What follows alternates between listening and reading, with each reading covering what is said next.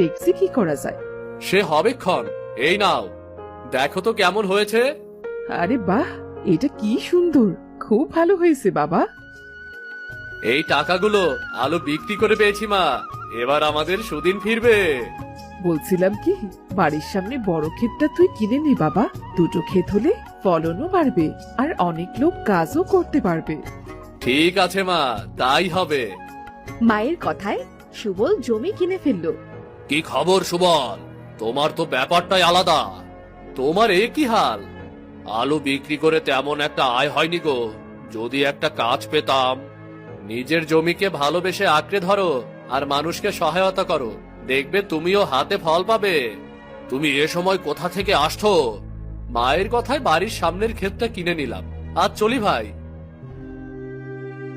হায় রে আলু, একজন তোকে চাষ করে জমি কিনছে আর আরেকজন তোকে চাষ করে পথে বসেছে। সবই আলুর কীর্তি।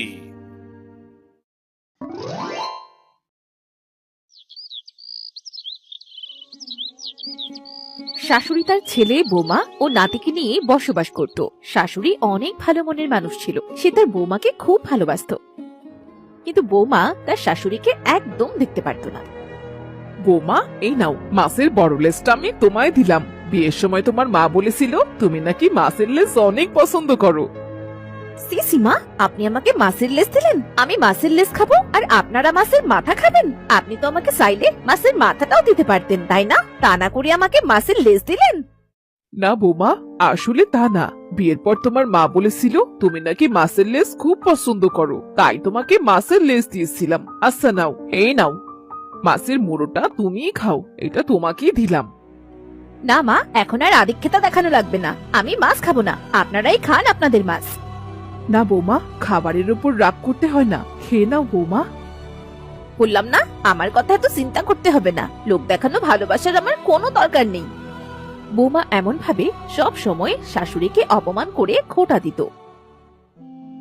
মেয়েটা বড্ড সরল, ও কেন যে আমাকে সংসারের বোঝা মনে করে কি জানে। আমি তো নিজ ইচ্ছায় বাড়ি ছেড়ে চলে যেতে চাই, কিন্তু যাওয়ার যে কোনো জায়গা নেই আমার। আর এই বাড়ি ছেড়ে এদেরকে ছেড়ে আমি যাবই বা কোথায়? তোকে তো আমি বাড়ি থেকে তাড়াবই বুড়ি। আমার সংসারে বাড়তি লোক আমার একদম সহ্য হয় না। সেদিন বৌমা মুখ ভার করে বসেছিল, তখন তার স্বামী ঘরে এলো। কি হয়েছে তোমার?